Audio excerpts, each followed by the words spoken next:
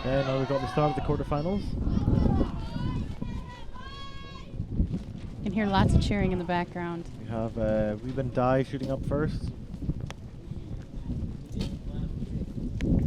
Ooh, he had a bit of an off release in the front end there. As I can see by the 5 that he shot. Liwu Seok, as I said, very straight, very parallel, and then very strong in the back end.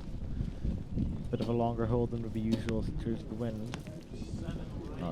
7 on the right. That's the left. 7 on the left. Oh dear, this is not a high scoring match.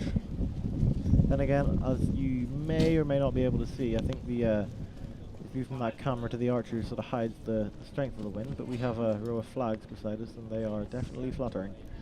Definitely.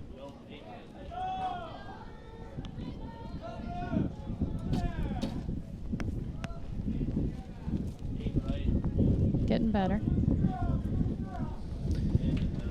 21-28 is not the sort of standard of shooting you would expect to be seeing from these archers. But then again, when it's very windy, there's little to be done about it. You get affected, the arrow gets affected. At least in consistent wind conditions, the arrow gets affected a consistent amount, and you know, you aim off here and it lands there, you know, it will be consistent. The difficult bit is making a strong shot when you yourself are getting buffeted by the wind. As consistent as wind can be, it still ebbs and flows and knocks you back and forward.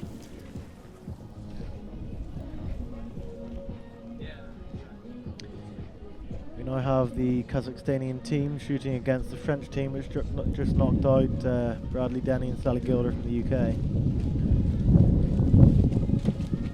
Once again, I apologise for the wind, ladies and gentlemen.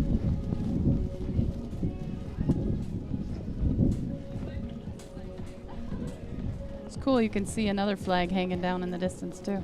Yeah. Lots of flags flying today. 51 countries here.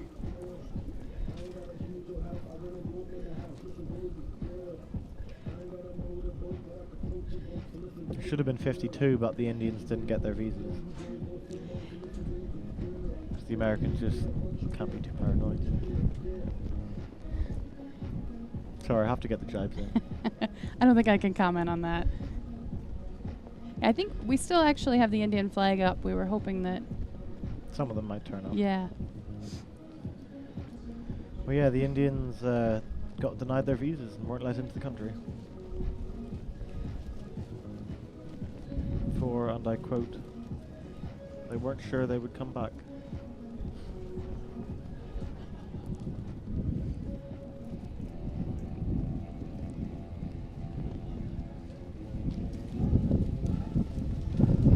Seems to pick up during in the downtime, so hopefully it slows down by the time they get back.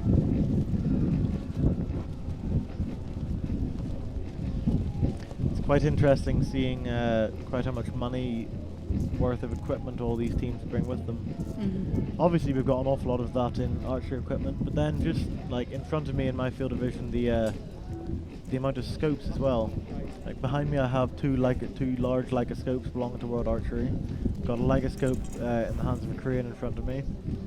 Not quite sure what that is over there, but that's going to be fairly similar.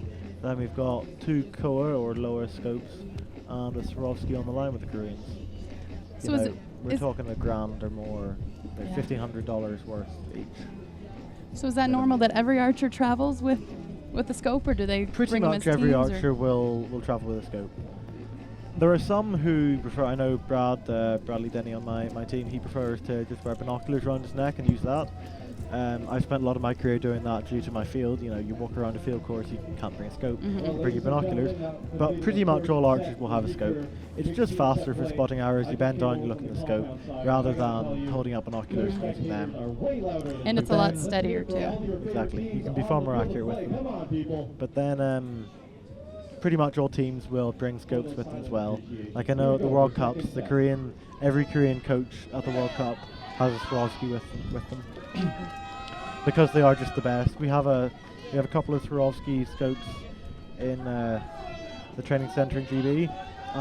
You can make a line call from 70 meters away. They are that accurate.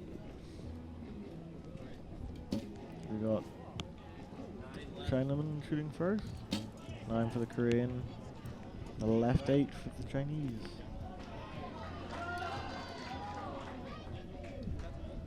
Lee Woo-suk shooting a win-and-win AXT. Axel sights and the new Wee-Wiz win-and-win rods. So is this your first time in the U.S.? It's not my first time in the US, no. I've been to Florida with my parents, didn't really enjoy that. Cape Cod, too hot, far too hot. Cape Cod, Vermont and Boston. Love to go to New York though. We've got a Hoyt GPX, one of last year's models, in the hand of the Chinese girl here. As you can see, it's a rather lilac-y shade. They came out a very nice purple, but the colour's not particularly durable. So the scoring's been quite a lot better this end. We've got 36 to, not quite sure what the Chinese scored here, 36 to 32, definitely a lot better than the scoring last end.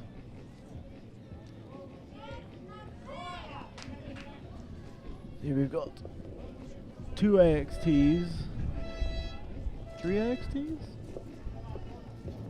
3 win-and-win AXTs, that's the aluminium version of the CXT, which was released in 2011.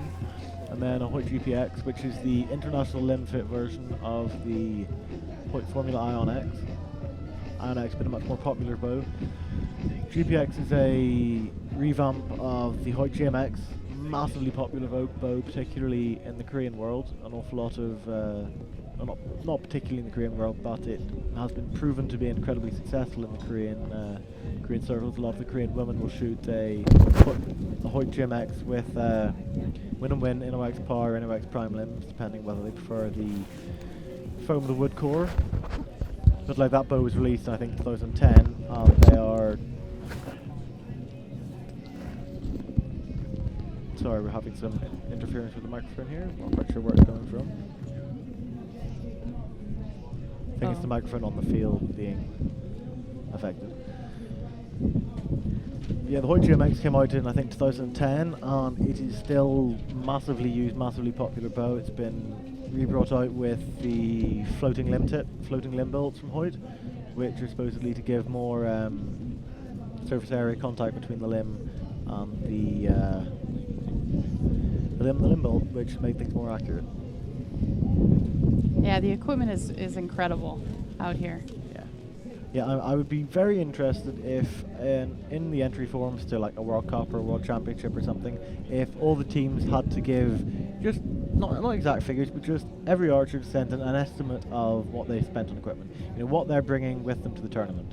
Because pretty much everybody will have 2 bow setups. Almost everybody, it will be universal, because in head-to-head match play as we're doing now, if you have an equipment failure, you need to pick up that other bow. In qualification, you have half an hour to fix it or get your other bow out. At this point, if your bow breaks, you have to have the second to pick it up, or you've lost. Well, and your team ran into the situation of packing your bows in separate bags could be important. Yes, absolutely. Quite a lot of people when they're traveling will say, okay, I'll swap my spare bow with your spare bow, because 2 of my teammates coming from Northern Ireland lost all their suitcases. Thankfully today, we're I think 5 or 6 days into the tournament and all the goings on here, their bags have finally turned up, but that meant they've shot qualification and a round of eliminations with a bow that is not theirs. Yes. Yeah, that's Rebecca Lennon, a cadet compound, and Amy Coventry, a cadet recurve as well. Yeah, and we tried to give, I actually had just gotten a new bow and I've used it about 5 times, and about an inch longer draw length than her, and she tried to use mine. Oh, was it you? Yes, that was mine. Offered the Pro Comp Elite? Yes, I've had it a few weeks. So it wasn't a full setup yet, but unfortunately it didn't work. Yeah, well, she's shooting very well with, sorry, the wind's picking up again. She's shooting very well with my Orlick shoes. I think she's on Apex 7 or Apex 8, I'm not 100% sure. It's the longer version. So career 4 points up, high 7, ooh dear. And the Chinese shoot a 9 to begin with, so 2-point lead to begin with for China. Could be the end of them if they don't win this set. They need to win it outright to keep the match going. Lee Woo-suk, Youth Olympic champion. A lot of white gear there, looks quite good. And he shoots a 9. And the Chinese have shot a 10 and a 9, so 3-point lead for the Chinese. That's exactly what they need at this point. And another 9, going well. Lee Woo-suk, dunker, doinkers on the top and bottom of his bow, takes light vibration. That looked like a good shot. Yeah, 9. So they need a 6 at this point to win. So anything in the red, I'll take it. Ooh! Am I right in my mouth there? Oh, what a shame. What a shame. Such a good end. Need anything in the 7th. Then again, in this breeze, she could be caught by a gust. The arrow could have been caught. That's a shame. But as predicted, the higher seed team goes through. So after this round, we're down to... After this round, we'll be down to the last 4. This will be the semi-finals coming up, deciding who goes into the bronze, who goes into the gold match.